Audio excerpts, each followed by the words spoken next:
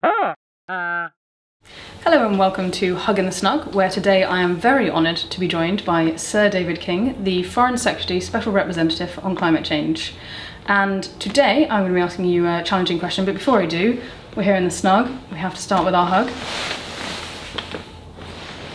So I wanted to ask, can technology get us out of the climate mess that we find ourselves in? Before you jump in and answer it, I just wanted to take maybe a minute or two to double check with you. Do you see that we are in a climate mess? Yes. Well, the answer is yes, because if we carry on using fossil fuels the way we have since the beginning of the Industrial Revolution, we are headed towards a temperature rise of 4.5 degrees centigrade or thereabouts by the end of the century, and a sea level rise which may approach 1 metre. And continuing to rise thereafter. Now that is a big existential threat to mankind. So yes. The answer is yes. Nice and concise. Yeah. So going straight in then, can technology get us out of it? Well, I think it's only technology that can get us out of it, and many bits of the technology are already there. Whether we're talking about photovoltaics or wind turbine, I would say solar energy is the biggest potential for delivery, but we need every form of renewable. We need, many of us believe in many parts of the world, we also need nuclear energy. We need all of the low carbon energy sources that we can get our hands on and that are marketable. There's a but here, and the but is simply changes in behavior and in infrastructure. Each of these has a fairly long timeline, and unfortunately time isn't on our side. Okay, I'm going to come back to that but because I think it's the important part. To stick with technology then, so you were mentioning renewables and nuclear, things that already exist. Is it a case that we have the technology right now and we need to get on with deploying it, or is it that we're on a sort of development curve and we're waiting for new technologies that will come along and make a big enough difference? Deployment is a key part of getting these technologies into the marketplace in a way that can challenge the market at low prices.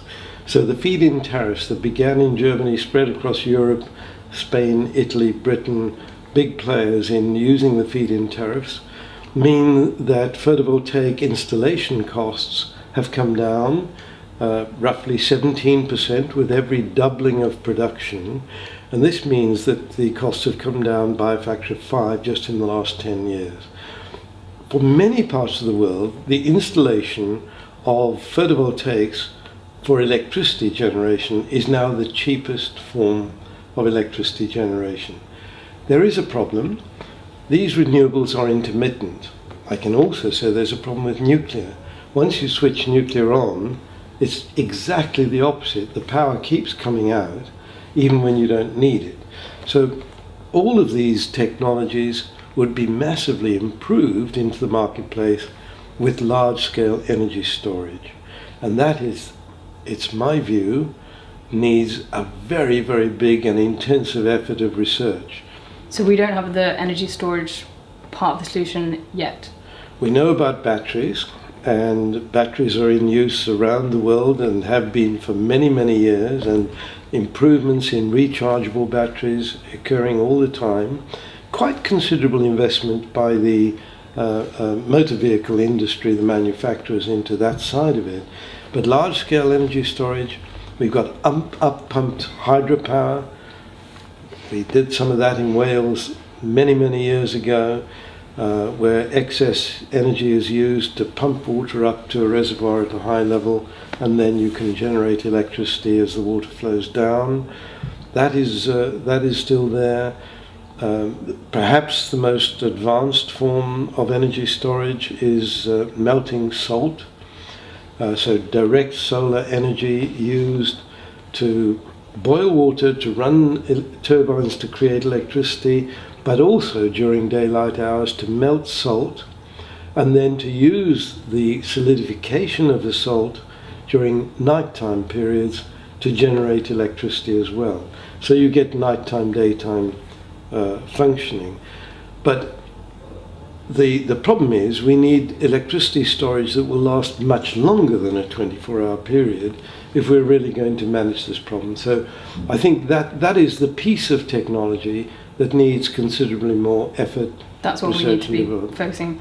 And that kind of covers, so, we're talking there about clean energy generation and storage of that electricity so that we can balance supply and demand.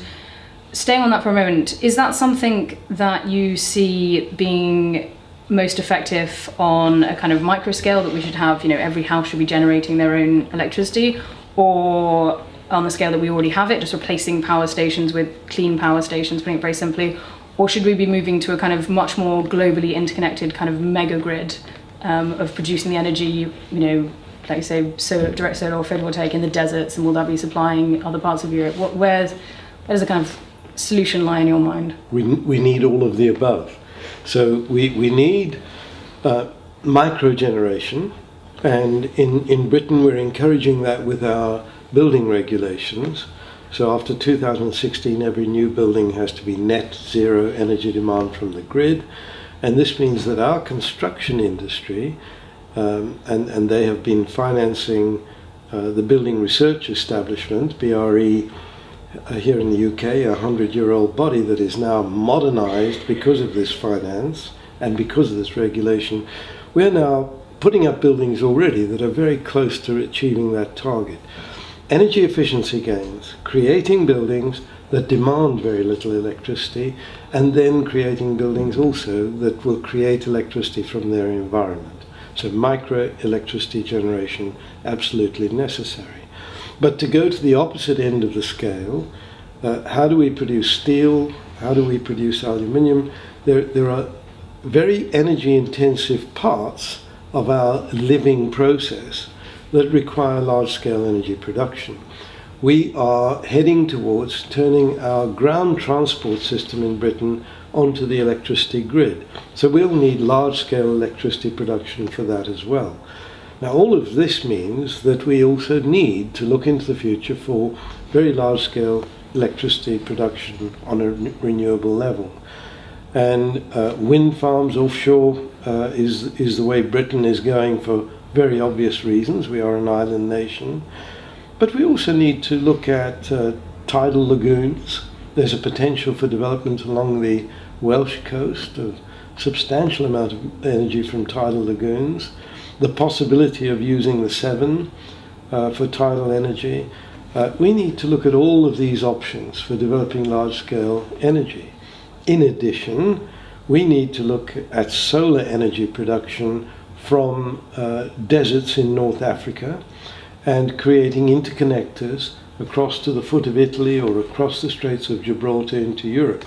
Once these interconnectors are anywhere into Europe, they connect right across Europe, and we can generate large-scale energy that is useful across Europe in that way. So I think we need all of the above, and this is British government policy.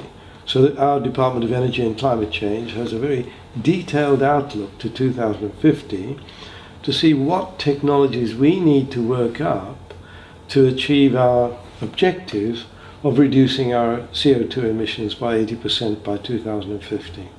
That all still sounds very positive and like there's a big opportunity here, but I can't help but feel that there's probably still a but, that it sounds all a bit too good to be true, and if that were the case, we'd all be feeling a lot more optimistic. There's a major but, and that is the infrastructure that is already in place is all infrastructure based on fossil fuels, and that is very extensive and a major investment.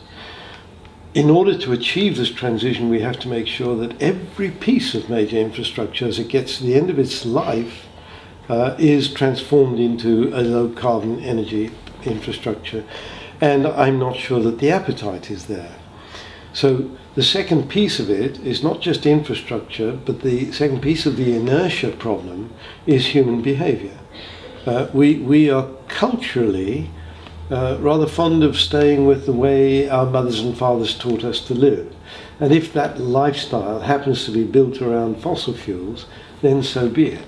So there's a kind of negative pushback from many parts of society against the kind of dynamic change that we're talking about.